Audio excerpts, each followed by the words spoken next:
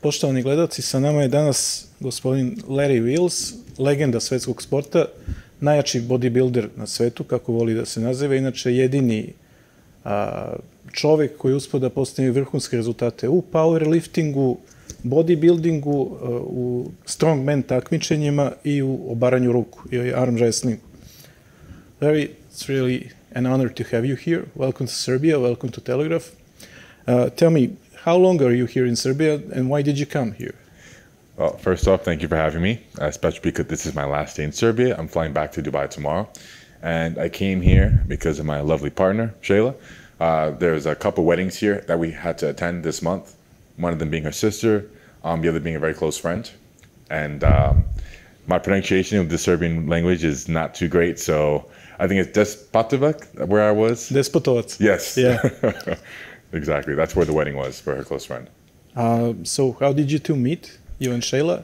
Well, I slid in the DMs, and I was lucky that she saw it and responded. So it does work sometimes. It actually does work, yes. There's a tip, guys, for everyone. Yeah, you miss all of the shots you don't take. Yeah. If you're 150 kilos of muscle, you got a shot at everybody, I guess. You were at a traditional Balkan wedding here in Serbia. How did you like it? How did you feel there? Like a stranger, or did you get the atmosphere, So actually at the first wedding we attended a couple weeks ago, there was a tragedy that befell before the wedding. So there was no music or no drinking. So as you can imagine, because of that, the atmosphere was mellow and not what I was expecting. This wedding, however, totally different. Everyone was drinking, everyone was dancing. I saw all the traditional dancers. I was going to participate, but I was worried that I get injured because I'm so stiff right now from all the strongman training. So I just watched from a distance, and it was lots of fun. Yeah. Great. You're, as everyone knows, you're a unique athlete. Probably the only man who at the same time is world class at powerlifting, at strongman competition, at bodybuilding, and at arm wrestling.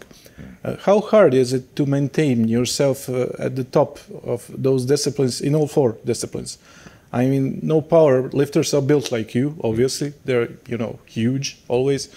And a few bodybuilders can hold their own in arm wrestling, like people like Devon Larratt and Levan Saginashvili. So how do you do it? Is it difficult to, be a top in all four disciplines? Absolutely. And really the credit goes off to my mom and dad. A lot of being lean all year round, having a fast metabolism is due to my genetics, which is my unfair advantage. Not everyone will have the genetic ability to be able to have a bodybuilder's physique and also do strength training without their physique being severely impacted or changed in any way dramatically. So I don't have to focus as much as someone else would. For example, your stereotypical powerlifter or strongman athlete on my diet, and I can still maintain a fairly lean, aesthetic physique. So again, that's like my unfair advantage. But at a very early age, I knew that I had a gift. I most certainly think it's a gift. And I wanted to exploit that. I wanted to use that to its utmost potential, which is why I try and test myself in every aspect of fitness, strength, bodybuilding. Personally, my preference is any feat of strength, anything strength related. Bodybuilding, once I was 17, 18 years old, I was already happy with my physique. And to go to the extremes of bodybuilding, I've never felt comfortable or that motivated. But I've always been extremely passionate about strength training in any aspect of it. Yeah. When you see people like Ronnie Coleman, I'm sure you saw that one, commenting on your, workouts and saying that you're better than him. You can lift, you did like 50 repetitions with 100 kilos. And he said, I couldn't do that in my prime. How does it feel, because Ronnie is, everything in bodybuilding. So for the longest time, Ronnie has always been my biggest inspiration because he had the best balance of strength and physique. I always wanted to be something like him. Or another idol of mine is Stan Efferding, who I think is a brilliant man, very well educated. He became a pro bodybuilder. He achieved world records in powerlifting. And with Ronnie Coleman, when he says that he wasn't as strong as me in these particular lifts, that's only because he was a bodybuilder. He never attempted to be a full-time powerlifter. So powerlifting to him was always his second priority. You know, it wasn't a priority like bodybuilding was. So if he decided to drop bodybuilding altogether and dedicate his life to powerlifting like he did bodybuilding, I mean, imagine what he would have been capable of, right? Is that in my case, my priority is always strength training, with bodybuilding being a second priority, right? So if I were to dedicate my life to bodybuilding and not worry about where my strength is at or any aspect of strength training, I'd have a very different physique to what I have now. Yeah. And as far as bodybuilding goes, who's the icon, Ronnie or Arnold, for you? Ronnie Coleman, for sure, 100%. He was incredibly strong. I think he was just the pinnacle of men's open bodybuilding of all time so far. Yeah. And I have some your records written down here. Is it still 870 in squat, 645 in bench, and 855 in deadlift? Yes. Yeah. So are you anywhere close to these weights now? Or how much does your strongman training interfere with these kinds of weights? So at that time when I prepared for those 3 lifts, I was only focused on squat, bench, and deadlift. And I think with any discipline, to really make it to the top or see your to see your full potential, you need to be very specific with your training. And I wasn't doing any other kind of training besides that. No bodybuilding training, no strongman training, no arm wrestling training. So I saw the biggest results. Now, because I've been focusing only on strongman, my deadlift has gone up. So my deadlift is definitely much higher than what it was at that time. Wow. But my bench and squat has gone down because I've been doing 0 bench press. I've been doing 0 squats. I feel a little bit guilty about skipping leg day, but I have been doing leg workouts such as yoke, farmers, leg press, vertical jumps, but I have not been doing any squats at all. So for sure, those 2 lifts have dropped. So anyone that follows you, and there are like millions of people around the world, knows that you're really, really dedicated. If you dedicate yourself to strongman competition, could you challenge people like Tom Stoltman and all of these giants? Because, you know, you are lighter than them and you come from a different background. Do you see yourself beating them? Absolutely. Don't see why at this moment I can't at the very least be a serious competitor to them. Only time will tell. I'm still very early in my strongman career, and they are very accomplished. They've been in it for much longer than I have. So I need to be realistic, and I think it's just a matter of time. I say within the next couple of years, I really have a good idea of where I'm at in strongman, provided I can master the movements and not master them in a couple of years. Of course, it won't happen that quickly, but at least get comfortable enough with them where I'm not getting injured every training cycle. Because right now they're very unfamiliar to me. And every couple of months I'm getting a snag here, small tear there.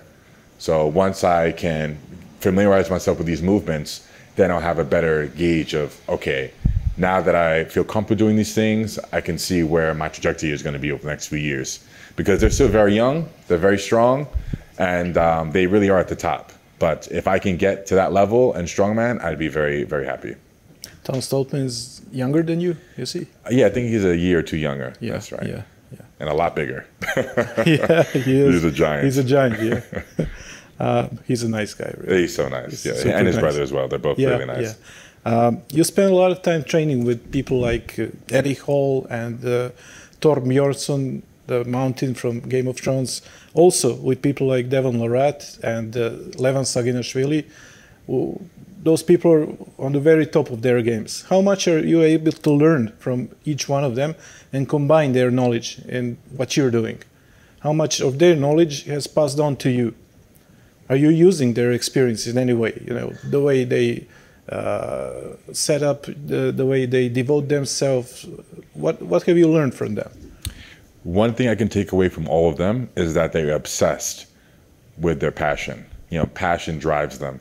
And I can relate to that when I was in my early stages of powerlifting. My first few years I got into it, 17 to 22, when all I can think about was powerlifting. I wake up, I go to sleep, and powerlifting is always on my mind. And with all of them, they all have that in common. You know, that is, you know, what they love the most in life from what I could see.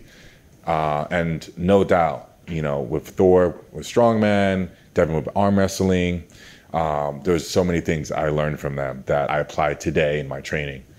And how disciplined they are. You know, they really are hard on themselves, and they have, from what I saw, especially with Thor, an amazing support system, family and friends who are there at all their events, at least most of them. And like, I just won't go too much off topic, but Thor and his support system when I was in Iceland was incredible. Like every workout, he had his dad there, his sister, his mom, you know, and his closest friend that he grew up with, and they're always cheer him on or maybe give him some food every now and then, and it was just really, really cool to see. So I think your support system is really important, even though like it may seem like it's a one-man sport, like in strongman, it's like you versus you. I think the people behind you supporting you in your journey to the competition is really important as well. Yeah. Just like you, Thor decided, and Eddie also decided to, you know, try another sport. It was boxing. We all saw what happened in Dubai. You called it well. I mean, for me, it was obvious Thor's gonna win it, 10 out of 10 times. What do you think about that fight? Was it a legit boxing fight? Some people try to call it, you know, freak show, but for me, it was a legit boxing fight. I don't think any heavyweight would have a, you know, easy time with either of those two in the ring. And did you get that 10,000 from Eddie? Well, before I talk about the 10,000, yeah. I think a lot of us were expecting to see two strongmen in the ring, but what we saw was two boxers. Yeah. So both of them took it very seriously. I'd argue to say Thor took it even more seriously because it seems as though Eddie may be doing it as a one-off, whereas Thor wants to make a career out of it. And the 10K, I have not seen it yet, unfortunately. So we're... I hope Eddie is listening, you know. I'm sure we'll get back to him eventually, yeah. Yeah. When did you start to, you know, get serious about arm wrestling? How did you... When was your first contact with that sport, and why did you like that so much? It was at an expo with Travis Bajan in US, and me having quite a fair amount of confidence in my strength, I haven't arm wrestled really anyone but my workout partners, and I've always beaten them no problem. So when I saw Travis Bajan, I had no idea who he was. Wow. He was up there on the stage, and he was challenging people to beat him. Like, if anyone can beat me, I'll give you something like $10,000, something like that. And I was like, okay, easy 10K for me. And then when I gripped up with him, I'm like, okay, something's not right here. This just doesn't feel like what I felt in the past, you know, arm wrestling for fun with my friends. And as you can imagine, you know, I just got flash pinned, and he was playing around with me as if I never touched the gym a day in my life. So that was very humbling. And ever since, I continue to get humbled by more and more different arm wrestlers, some half his size, some very small. My most humbling loss was actually from Rahul Panikkar. He's maybe 5'3", maybe 70 kg, and he beat me at one point in arm wrestling a couple years ago. And all these humbling experiences just made me really not like losing anymore. Okay, I mean, okay, like it's about time I start winning. And I found out the deeper and deeper I got into how complicated the sport is, and I actually really like that guys, you know, half my size can beat me. So that made me wonder, like, okay, well, if I get good as they are, imagine what I'd be capable of in the sport. So I also like the idea that guys like John Brzenk are well into their 50s, Devin and Larry as well, you know, his 40s, and they're still at the top of the game. You know, they're still beating guys half their age, fresh into the sport. Maybe they can't straighten their arm anymore, but they're still very competitive. So I like that there's no real shelf life on the sport. Like in strongman, for example, you have until maybe your mid-30s until your body starts fighting back. But in arm wrestling, it seems as though you can be in it for 20, 30 years and still be really competitive. So I see it as like a marathon. Like, okay, I'm not good right now, but it's only a matter of time, provided I stick to the sport, that I will be. Yeah. Is it a strength sport or a combat sport? It's definitely at 50-50. Yeah. You know, because if someone is dramatically stronger than you, you can be an arm wrestling veteran and you still will be helpless against them if the strength gap is like Devon and Levan. Yeah, exactly. Yeah, yeah. you arm wrestle both of them. So can you compare for us what is it like arm wrestling Devon versus arm wrestling Levan? Well, Levan's hand is dramatically bigger than Devon's. It's thicker. His fingers are longer, and I mean, when you grip his hand, especially like I did with all those bands around me, don't know how many people saw that video. 4 bands, yeah. 4 bands you saw, exactly. And then I still couldn't move him. I was like, okay, like we're dealing with a mutant here. Like this is someone who's left humanity behind. You know, he's no longer a human being anymore. And when you grip Devon's hand, it feels thicker than an average hand, and you know, he's tall and he has that leverage, but it's nowhere near as engulfing as Levan's hand. And just Levan is not just sheer power, like he's been arm wrestling for so many years as well. So he has an amazing combination of technique and strength because he's as technical as he is powerful. So Levan just really, I can't imagine anyone beating him even one round. Honestly. Ever. Like Prime Berzank or Prime Voivoda. Not even those guys? I think not even those guys. Yeah. I think we're dealing with someone who'll be undefeated for a very long time. Wow. Yeah. Another thing you're really, really good at is social media and social marketing. You're always filming. Whenever I see you're filming, how much time does it take away from you? Do you have a team of people doing that for you, or are you the boss in there also? I have a small team. I have a couple of guys out in Dubai. One I employ full-time for my YouTube content, and the other full-time for Instagram, TikTok, and maybe Snapchat in the future. And it doesn't take as much time as maybe one would think. So I only film my workouts and when I travel. This particular time, I didn't bring my prime videographer as I usually would when I traveled in the past, because I wanted it to be more a couples trip, you know, with me and my partner. And I had her film just here and there a couple of things, like with Ivan in the grip. Yeah. You've seen that one. We're going to talk about that later. Yeah. Okay. And it's really just when I work out will I be filming, and I'll create several different forms of content from that one workout video. So, and I work out 4 times a week. Yeah. Great. Yeah. I saw you didn't particularly like Karađorđeva schnitzel. You said that in one of your videos here in Serbia. I think Shayla said that you tried Karađorđeva schnitzel right here in Belgrade. That's right. Yeah, you didn't like it, but how did you like cevapi down in Novi Pazar? Because it's like the best place for cevapi ever, everywhere in the world. Did you try them? I did. I actually did like it. Yeah, it's like Yeah. a bit of like a kind of spice meat. Yeah. And I did like it. Yeah. Great. Well, let's get serious for a bit. I read your bio, and it's really inspirational, because you were that kid, you know, that had his youth in some foster homes. You said that you bounced from one foster home to another. You lived in Bronx. Then you moved to Saint Martin, if I'm spelling it correctly. That's correct, yeah. And you didn't have any especially good time there, because you were not, you didn't speak any French, and probably that's the thing that led your way to powerlifting and bodybuilding and all this stuff. Because many people know this, but many don't. You began working with a broomstick and 2 cider blocks. That's right. It's a really inspirational story. Could you share a bit? When did you realize that was going to be your life? Was it in Saint Martin or later when you got back to the US in the gyms? When did you realize powerlifting is my stuff? I'm going to be doing this for a living? In St. Martin, I did lift with a broom and cinder blocks for probably about a good 6 months to a year. And I would have joined a real gym, but I was too young. To join a gym, you had to be 16. And at the time, I was 13, 14. I left when I was going on 15. You were a skinny guy? I was very skinny. You can see every bone in my ribs. My Adam's apple was poking out about a foot from my from my throat. So I was very, very skinny. And I didn't realize I had a lot of potential in powerlifting until I was 17. And that is when I met a veteran who was doing powerlifting during service. And he told me that, you know, yeah, you do 1 rep and you test your max. And it's very different from bodybuilding. He didn't personally like it, but I said, well, that sounds great to me, because at the time I was already happy with my physique, and I thought training for strength was something that could be calculated and fair in competition rather than bodybuilding, which is seemed to be based on the opinion of the judges.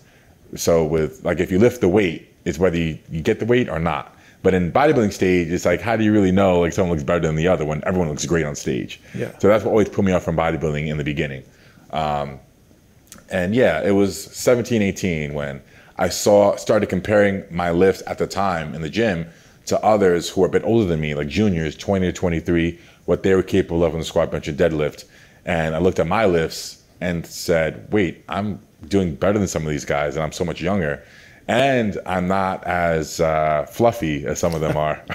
So I said to myself, okay, if I dedicate myself to this, which I have the time and patience to do, then I could, I think, achieve something significant in the sport.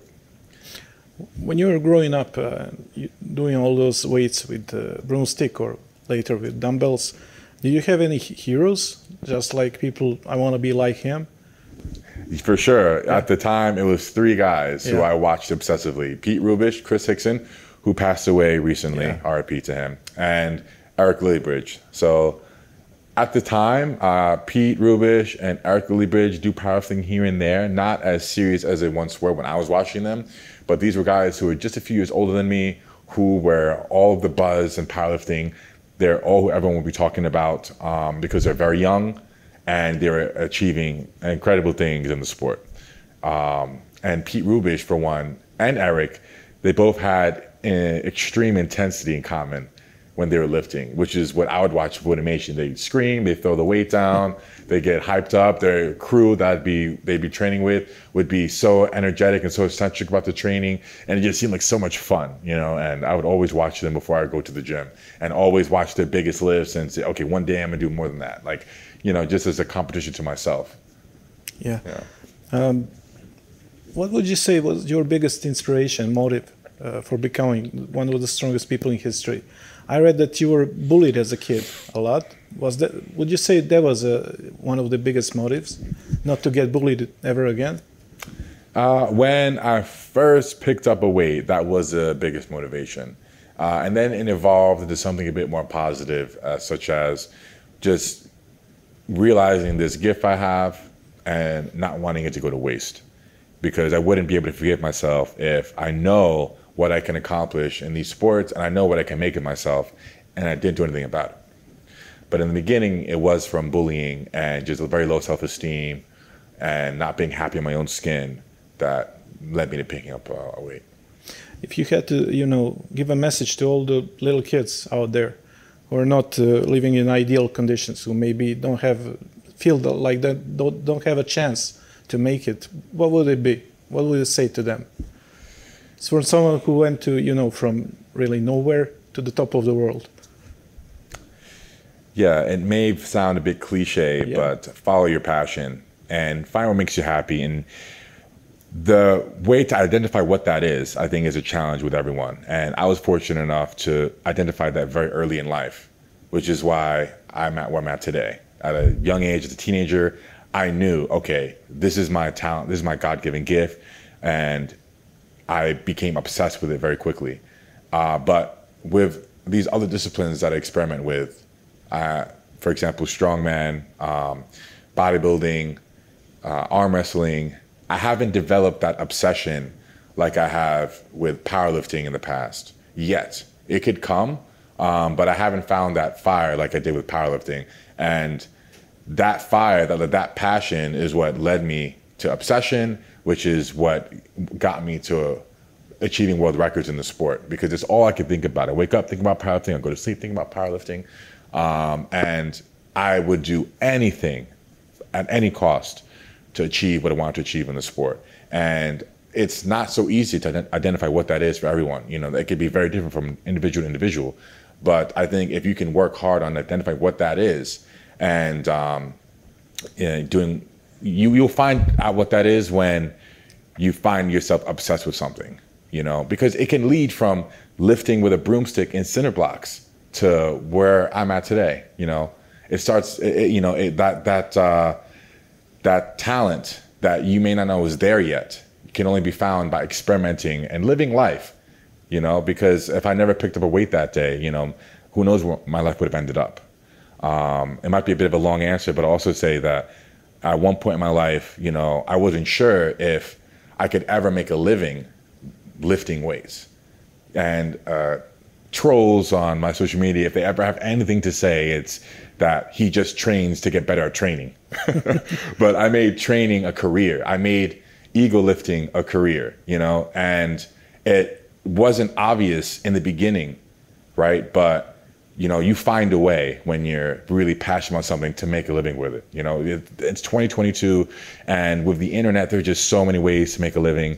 And making a living is really important as finding happiness and being happy and content with your life. So, of course, I couldn't just be happy with lifting and breaking more records. I needed to make a living for myself as well. So I had to get crafty about that. But I can't think of anything else I'd rather do than what I'm doing today. Like, this is my dream life I'm living at this moment. I have everything where I want it to be. And it didn't come overnight. It took years to get here, but yeah, don't want to get too much off topic, but yeah, it's once you can identify your passion and your talent, just go full throttle with that. Take it all the way. I hope the kids are listening to this. For real. Yeah. Who is Ivanchuk? Can you tell us something about it? He was a real big surprise for you, was he? He absolutely was. Yeah. He looks so unsuspecting when you see him. He's a 19-year-old grip god. From Belgrade, Serbia? From Belgrade? Yeah, I met him in actually in Barcelona. Oh. Yeah, by coincidence.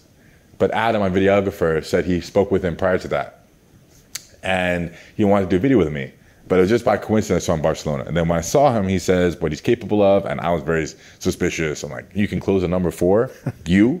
Because he's a slim guy. He's he's 90 kg. He's 6 foot tall. He's not a giant like Thor, you know, or like Levon.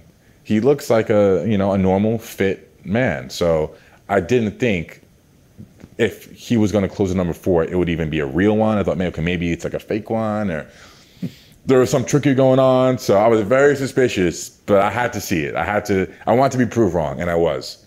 He closed a Captain's Crush number 4, something I think less than a dozen people ever have closed.